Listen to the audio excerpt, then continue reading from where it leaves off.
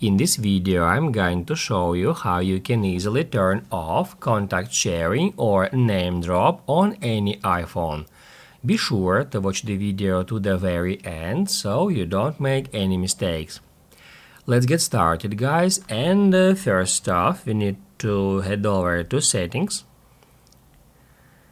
then tap at General.